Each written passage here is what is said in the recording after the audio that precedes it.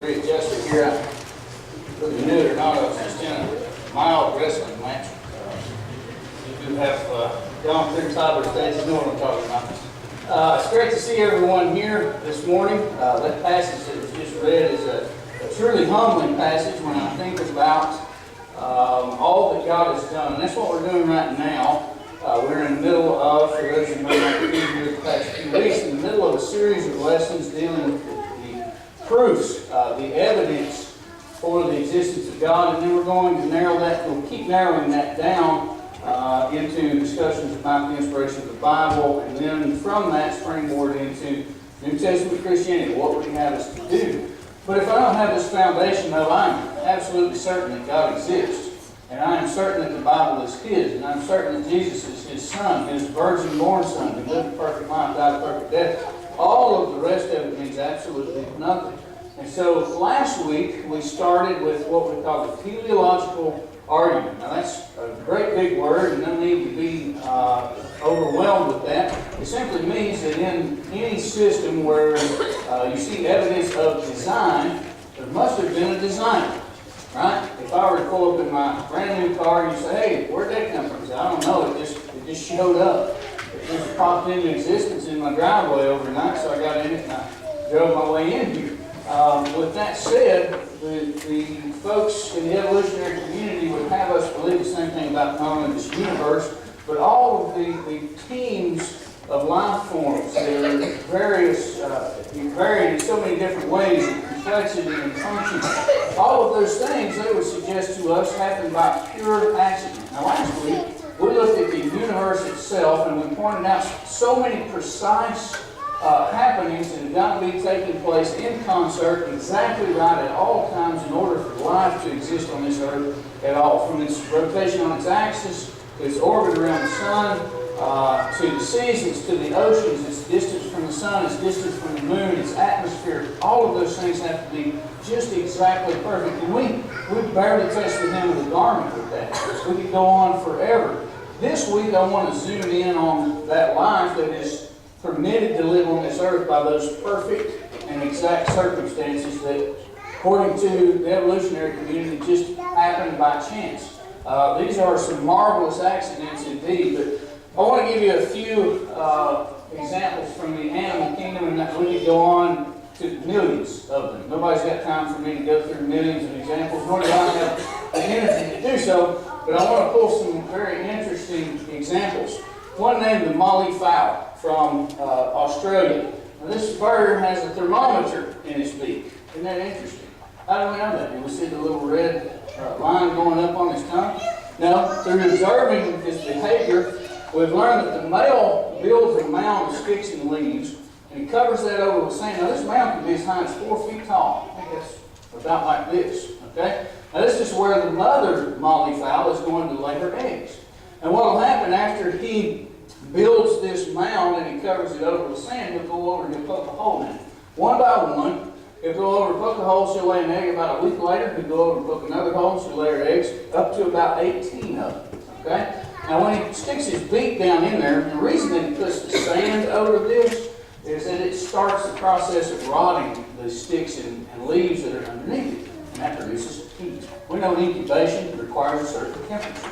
You ever been to a chicken house? And they've got incubators everywhere because those eggs have to be kept within a very narrow range of temperature in order for that to produce the chicken inside. And so the Molly fowl has a temperature adjustment that he makes. He's got a thermometer in his beak, and what he'll do, he'll go over several times a day once the eggs are in that mound, and he will stick his tongue out down there and get a reading of the temperature. Now, scientists believe that they can be accurate within 1/10 of a degree. Okay? And what will happen if it's a little too hot, he'll remove some sand. He'll come back a little bit later, take another temperature reading, and if it's a little too cool, he'll throw a little more sand on it and so cause it to heat up again. And that's not, how did that come to happen? And here's the other question. First, there was no attempt given to what came first, the Molly or the eggs. And how do we go about that? But what happens that first time when this newly arrived on the scene creature, the molly fowl, doesn't have that thermometer built in just yet. If it's not in place from the beginning, but it took millions of years to get there, what happened to the first batch of eggs when they had no temperature control? They just rot. They just go bad. They don't hatch. And so the project ends. And this is true for all of these different design concepts. And a little bit later, we'll get into the human body and some of the things that got to happen just so for us. But this is an interesting little creature. Now, the evolutionary community would tell you this was just pure accident. And it was positive mutation brought on by mindless natural selection. If it's mindless, how does it select anything? And with no ability to look into the future and know what the results are going to be, how did this come about? But it's just an interesting little creature. We could, again, compound this many times over. Now, the next one is a beetle with a bomb in its belly.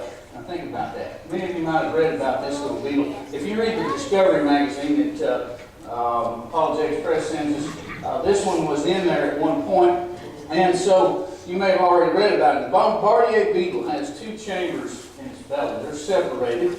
And think about how that evolved, because the chemicals that are stored in each chamber must be kept separate, because if they empty together and they don't have the right mechanisms, they can blow themselves up. Okay? Now what happens though, one side holds hydroperoxide, the other holds chemicals known as hydroquinones. Okay? And there are certain enzymes that are used to speed up the chemical reactions. Now, in one chamber, if this particular beetle is threatened or is attacked, what he'll do is empty the contents into a central chamber, and then also he is able to aim. If it's coming from this side, he can aim that direction. Come from that side, he can aim that direction.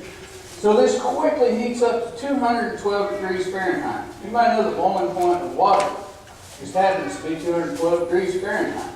Okay? And then he blasts that in the face of his attacker. And so he is able to run away to safety. Now, here's the question. How did this evolve in the first place? And how did the two chambers know to keep it separate? And how does the one chamber function in such a way that he doesn't just blow up right then? Well, it shows to me that somebody had a plan for that. There was a purpose in mind. That looks like design to me. Now, next week we'll get into the possible mechanisms that are offered up as explanation for this, but I'll just tell you, almost everyone, as we looked last week, almost everyone even in the evolutionary community admits this looks like design, but they would deny that that's what it is. A bird with a thermometer in its beak, a beetle that's able to concoct a boiling hot concoction to throw in the face of his attacker, and how that came about, there is no mechanism within the evolutionary thought process that can make it happen. All of these things need to be in place at the beginning of the process. The moment the Bombardier beetle is brought into existence, however that happened, those things need to be in place exactly at the same time. And evolution over vast eons of time needs very slow, gradual changes. So how does this happen? How does that work? That's the question. And we'll look into that a little more deeply next week. I'll give you a couple more. Glowing creatures. We're all familiar with lightning bugs, right? Lightning bugs are known as bioluminescent creatures. Okay, they're actually beetles, bio meaning life, luminescent meaning light. So they produce light by certain chemical processes within their body. They have two chemicals one known as luciferin, the other is luciferase, and they mix those with oxygen and they actually produce a heatless light. Now scientists have come a long way in somewhat mimicking this. You ever see glow sticks? They don't have batteries. They don't have a plug, or a cord that you plug into the wall. So how do they produce that? Well, there's certain chemicals. Now, they're not nearly as efficient as that of the firefly. Okay? So the question is, how did this come to be just by pure chance? And the answer is that it couldn't have. There's just no answer offered to how this actually took place. The next one, another critter that lights up on its own, the fungus gnat larva. Now this was kind of gross, but it's interesting at the same time. It hangs from the cave ceilings and it drops a little string of mucus down. And it emits this very pretty blue light. You know how bugs are with the light, right? You've seen those commercials, I think it's for Mountain Dew or something. And they compare people when they see a Mountain Dew machine to the bugs in the light, and they just can't help it. And the guy runs right into the window trying to get to the Mountain Dew, That's what happens with the prey of this particular larva as it hangs that down. And some of them actually have a chemical in it that stuns its prey. And so it flies into it because it's drawn in by this light that it's producing within itself without an outside power source. It's all built into the creature itself. So the bugs come flying in and get stuck in that mucus that's hanging there. They roll it up and they have their, isn't that interesting? It's amazing how evolution works and how it brought that about to produce the light over a period of time. But it seems like it's not there to begin with, and this being the only means they have of gathering and eating food, I'd say it wouldn't take long for them to starve to death, right? If you don't have it all there at the same time, how long can they go? How many millions of years can the fungus gnat larva go before it gets its first meal by the process that it uses? And if it can go millions of years, why is it the process anyway? If you can go that long without eating, sounds like you're set up pretty well, right? So yet here we have this amazing creature. Next, the copepod. This was in one of the most recent issues of Discovery, and it was really interesting to me. It's known as Gossip Princeps, okay? Whatever that means. But it's a little crustacean. The copepod is similar to a shrimp. And this particular animal has a series of chemicals in its tail, and glands in its tail. And if it is attacked, what it does is it produces a bluish, glowing substance that floats out into the water and catches the attention of the attacker. Well, while the attention is drawn over here, the copepod starts to swim away. And then there's a bright flash of brilliant white light from that chemical a couple of seconds after it hits the water, and it stuns the predator to the point where the copepod is just gone. And by the time the predator realizes what's happened, well, his meal has just gotten away. Isn't that amazing? That's just a really interesting creature, and these are just a few very simple examples of these things. But all of these point back to a process, someone or something in bringing this about seems to have had a purpose in this. There is design all over this. I'm reminded again of William Paley's watchmaker argument. No one would argue that watch made itself, because it has too many precise functions taking place at the exact same time. I think it's just some of those things that you can really see. Not to mention all of the functions within the body just to keep the organism alive that have to happen at the same time. So these are questions that you can raise. When it's threatened, you see the blue trail of glowing chemicals and a bright flash of light here. So, designing the human body. These are animal designs that are so very interesting. I'll give you a couple more before we move on. A beaver builds the dams, and it puts its entryway into the dam below the level of the ice. Some say, okay, well, so what? It just goes down under the ice. But here's the problem. The beaver builds his dam in the summer. And somehow, some way, puts his entrance below the level of the ice that hasn't yet come up on the water. How does he do that?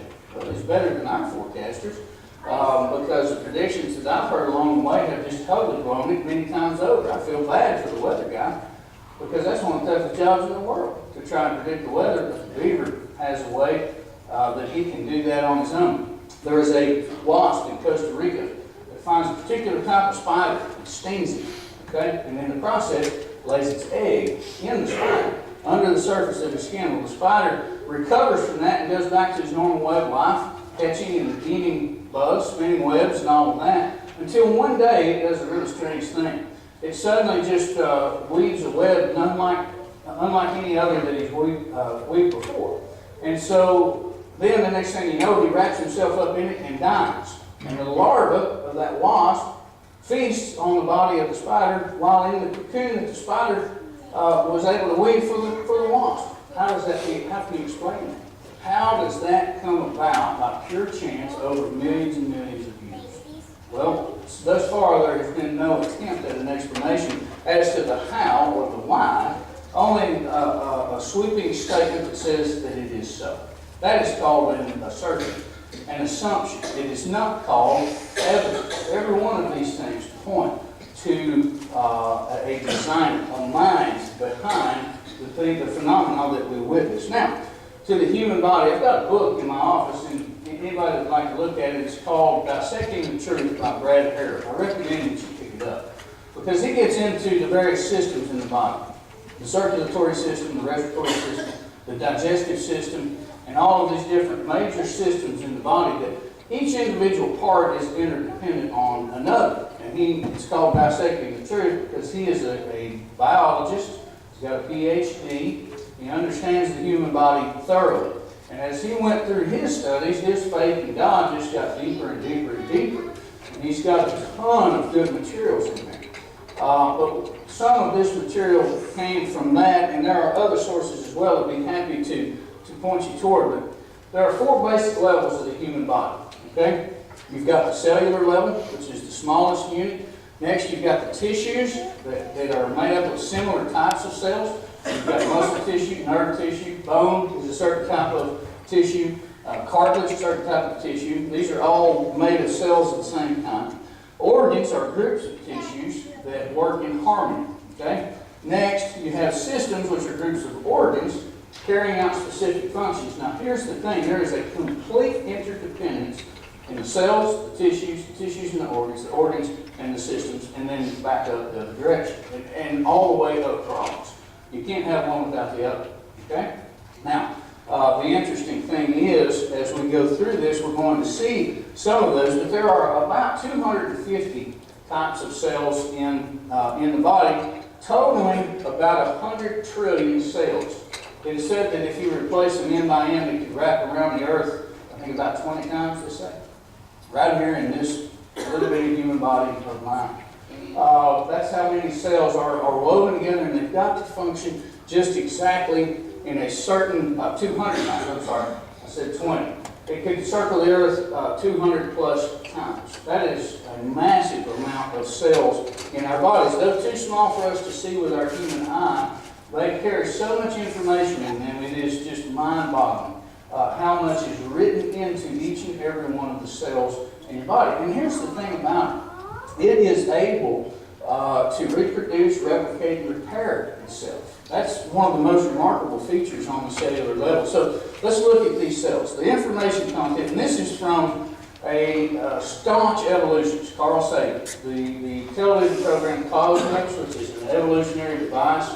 If you've ever seen one, it is currently being continued by Neil deGrasse Tyson, one of the most militant atheists in the world.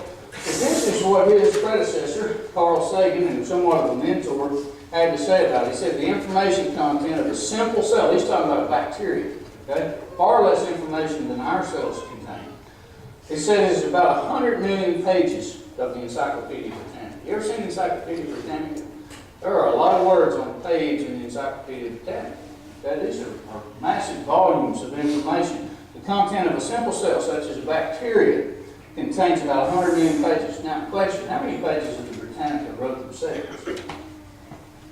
No one has ever seen a page write itself. Richard Dawkins, another very strong and aggressive atheist, he concluded that the nucleus of each cell contains a digital database larger than the full 30 volumes of Britannica. Okay, this is just the nucleus. That's the control center. There's other information attached to that. Okay, within the same cells. 3 major parts. You've got the membrane, and this is an interesting thing about it. There are certain things that are good for your cells and certain things that are bad for your cells. And as we breathe, as we eat, as we swallow, as we drink, as we do whatever we do, good and bad come into the body at the same time. And you've got various systems in place that prevent much of that getting to you, and it just goes on through the waste system. But some of it gets into the blood, and it makes its rounds, and it comes knocking on the door of the cells the same as the good stuff, the nutrients and the vitamins and the oxygen and the things that your cells need.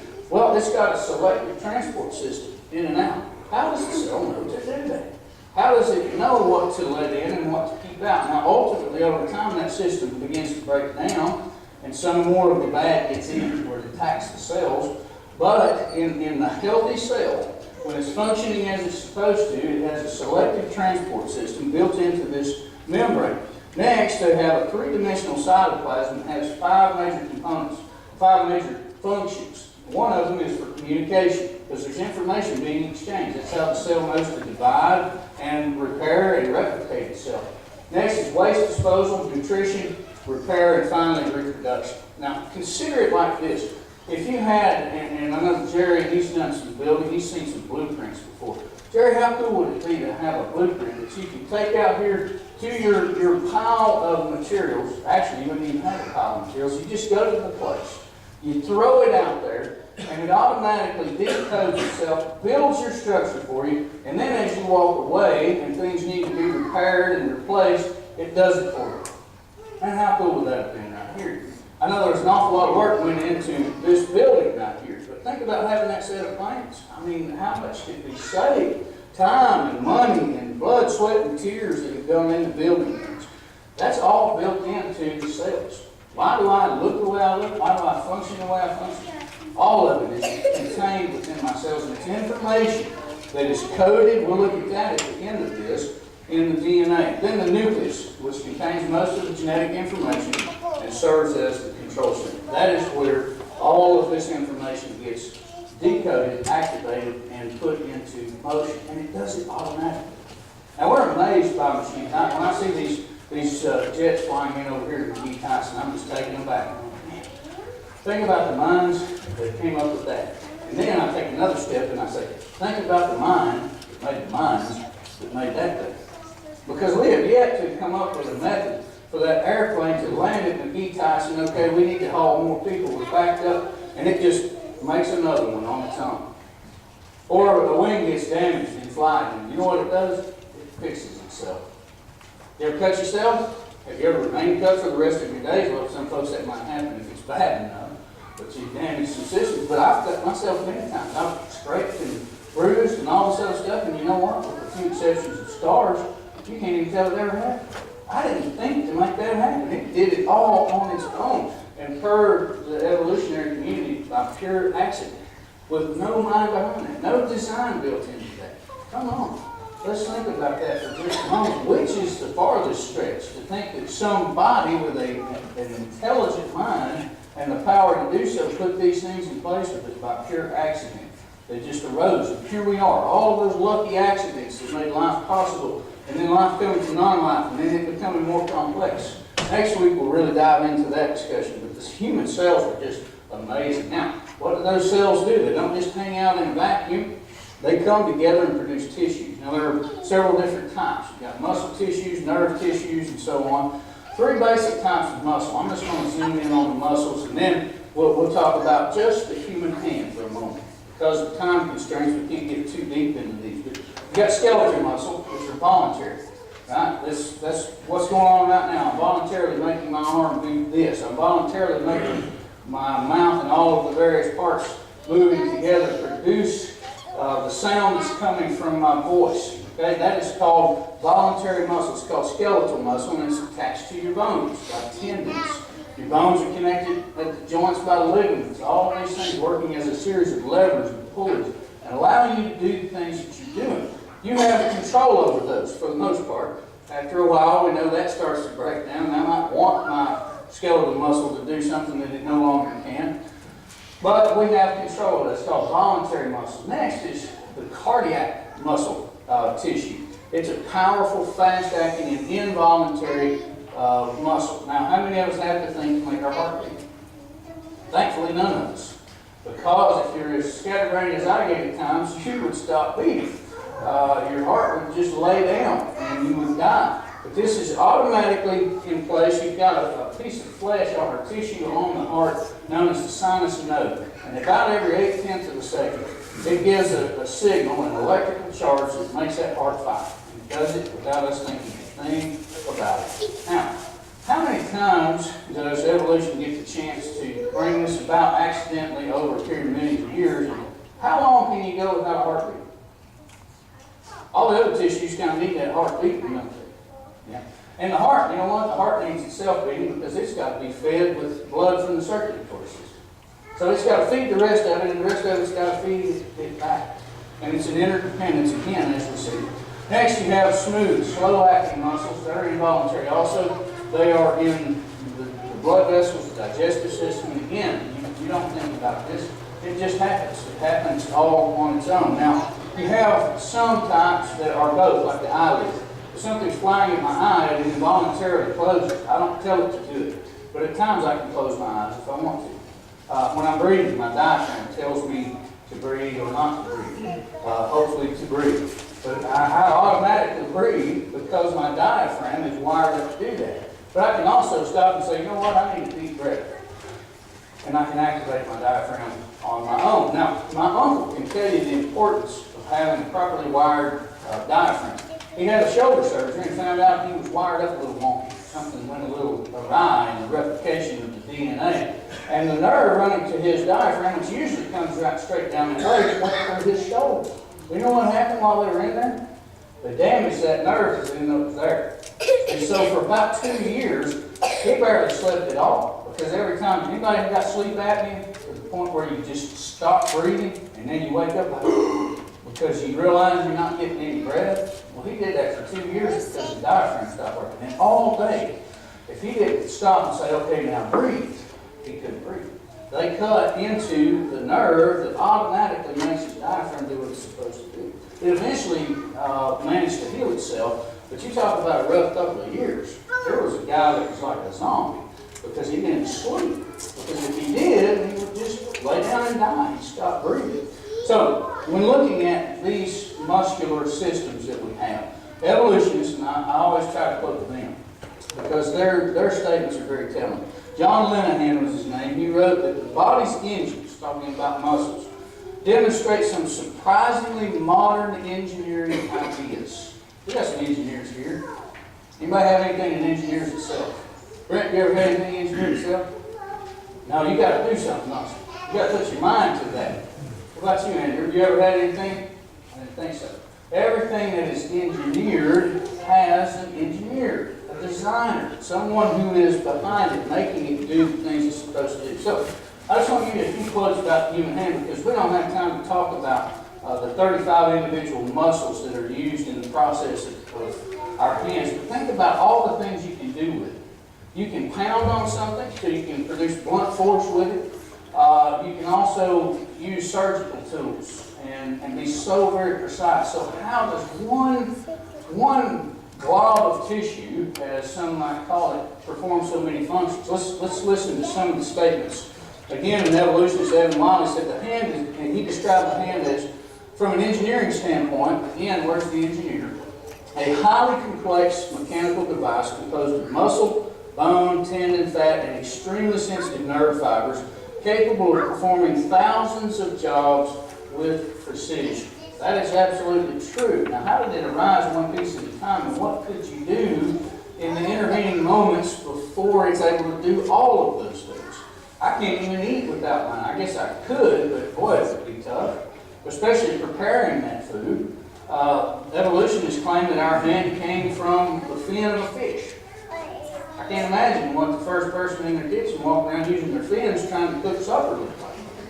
I mean, it'd be terrible. It would be you starved to death before you got your meal ready. Alan Gillen wrote, the hand is capable of 58 distinct movements which allow for dexterity and power for a diversity of actions ranging from piano playing and threading a needle to holding a jackhammer. Accomplished with the help of the muscles in the forearm and wrist, it frequently takes over a dozen muscles and tendons working together with the opposable thumb to accomplish a single movement. Okay? That is a complex system. That is a lot of stuff going on at the same time. Now, that's just telling you what's happening on this end. But what's making that work? A series of neurons up here connected by all of this nerve tissue that's running down there, and my brain is saying, do this. Okay? And it all has to happen at the same time. Meanwhile, my brain's taking care of the other tens of thousands of functions like my liver, my spleen, my everything, keeping me alive while I'm able to focus on doing that. It's just remarkable, the supercomputer. Miller and Good, two avowed atheists, they wrote, only man can combine muscle with intelligence and imagination, plan and purpose, to plow and plant a field, to create a museum masterpiece or the Gettysburg Address. And only man trains to perform the most highly coordinated forms of bodily motion for their own sake. We applaud this skill set every time we clap our hands for a ballerina or a circus aerialist. The question is, why are we able to do that and none other is? I mean, they've had basically the same amount of time and chance and evolutionary nothing driving the process. Why don't they have those same capabilities? Why aren't they even getting remotely close to it? Well, because all of this, friends, tells us that someone designed us this way. Now, moving on to the organs. I want to look at the stomach for just a moment. You ever think about hydrochloric acid? If you take some of that and you drop a galvanized nail in it, come back in a day or so, you'll find that there's no nail there. Okay? It is caustic. This stuff is a very strong acid, yet your stomach is full of it right now.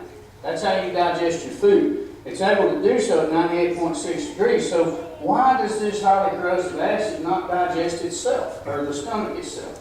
Why doesn't it digest everything? How does that keep from happening? Well, one, it's lined with an alkaline mucus that protects it. Alkaline helps to neutralize acid, right? And so we have that built into our stomachs. Next, you have saliva to help dilute it throughout the day. And then there's this. I didn't know this at all until studying on this the other day. But we have about 500,000 cells being replaced every minute in the stomach line. Okay?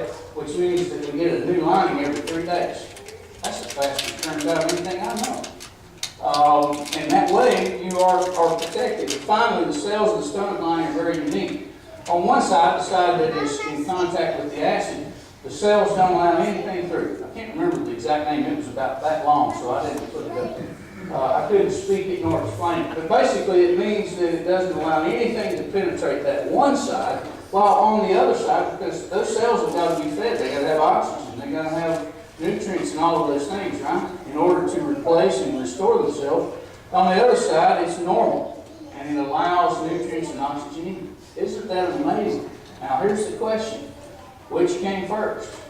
The acid in the stomach, or the stomach with all of its mechanisms in place? How many of the living creatures had to be dissolved by its own acid and digested by itself before all of these processes happen? The answer is it's impossible. You can't digest that. It's just utterly impossible. Next, the circulatory system. I wanted to touch on all 4 levels and just give you a single example from those. There are tons and tons more that we could look into, but these should be enough to say, hey, somebody did this. There's a mind behind it. So let's consider the circulatory system. It consists of the heart, blood, arteries, veins, and capillaries, and they deliver your food and oxygen and the nutrients that are needed to the cells, right? So without cells, you can't have a circulatory system. Without a circulatory system, you can't have cells. It's just you can't have one without the other, and they've both got to be there at the same time. Miller and Good, remember the atheist that I pointed to before, called the heart a pump with a built-in motor. You notice the terms. Engineered, built in, who engineered it? Who built it in? They will admit that it's got a built-in motor, but will not tell us who built it in, who put it there. Now, it beats about 100,000 times a day, right? Or 40 million times in a year. I'll let you do the math on if you've reached 80, 90, 100 years old, how many times your heart is actually beating. But it is said that without abusing it, it can work for 120 years without structural failure. That's a remarkable pump. That's amazing that it's able to do that. Pumps roughly 1,800 to 2,000 gallons a day, or 680,000 gallons per year. It's about the size of the fist, folks, on average. That's an amazing pump, isn't it? And it's made to live so long and work so long because it's self-lubricating. Okay? It has a lubrication system built into itself. Boy, how many engineers wouldn't just give anything? It cools itself. It warms itself. It does all of those things that are needed. It's self-regulating because of the sinus node that I mentioned earlier, and the central nervous system. All of that stuff is communication going up and down, back and forth between the heart and the brain. Valves in your heart and valves in your veins prevent backflow and allow for the full circulation. Another interesting feature, you ever wonder why we stay at 98.6 degrees roughly? There's a thermometer in our brains, and as blood passes past it gets a temperature reading for us. And the central nervous system tells the heart to either speed up because we're getting a little cool, or to slow down because we're getting a little hot. Isn't that remarkable? You get attacked by something outside, an infection, and what happens? Fever ensues. Your body says, let's warm it up and kill what's going on. Right? Fever is actually our friend to a certain degree. So here's the point though. Each of these parts are interdependent. Circulation without a heart is impossible, but a heart without the vessels to bring the circulation about is also impossible. It's got to feed the body and it's got to feed itself. So how did those things come to be at the exact same time? Did they just pop into existence? I would say they did with a powerful mind behind it. Now how does all of this work? On the cellular level, to the tissues, to the organs, to the systems. And this is where it all comes together, and this is where you get to see the mind behind it. The genetic code, Genesis 1. It talks about the birds of the air, the fish of the seas, the beasts, and the creeping things on the earth, all reproducing, and also the plants, all reproducing after their kind. Now that is what we know now as the law of biogenesis. It's the genetic code that allows living things to do this thing, time after time after time. Why does an oak tree not suddenly produce a maple? It's a different kind. You've got all of these various kinds. Why do cats not produce dogs? Because they're different kinds. Now there may be 1,000 different types of cats, but they're all cats. Right? Same with dogs. We have a lot of variation within the human kind, but we're still all producing humans when we reproduce. And it's always been that way as far back as we can tell. Now, Carl Sagan, again, he stated that a single bacterial cell contained as much information as all the books in the world's largest library. Okay? One single cell. Did any of those books write themselves? That's the question that we need to ask. Because that's the very implication of what they're stating to the place. This is real information. It's coded in a chemical format. Something that we have not been able to do ourselves. Okay? It's stored chemically, and not only that, it's decoded automatically by a substance called RNA. DNA is a chemical composition, a series of information. It is coded and it needs RNA. So when I talked about the blueprint producing the building itself, that's what was happening. DNA would be the blueprint. RNA is the biological component that opens it up, decodes it, and makes it start working. That's how you get all of these different cells coming together. And that's how they build the structure, and that's how they rebuild the structure, or fix it as it goes along and it starts to break down. Here's the thing. Every code has got a code writer. Right? And DNA is no exception to that. Why is it that people want so badly to say, no, this code doesn't have a code writer? This effect doesn't have a cause. There is no mind behind all of this design. This design doesn't have a design. What could possibly motivate someone to do that? Well, if I go back to Genesis and I look at the implications of accepting God as the creator, well, it flows on through the rest of it, right? And then I've got to say, well, okay, if Genesis is accurate, maybe the rest of it is. And then maybe all this moral talk is going to apply to me. If you're looking for a motivation for someone to deny these things, I would say that is it. But I would go along with the psalmist. In Psalm 139, verses 13 through 16, it says, I am fearfully and wonderfully made. My soul knows this very well.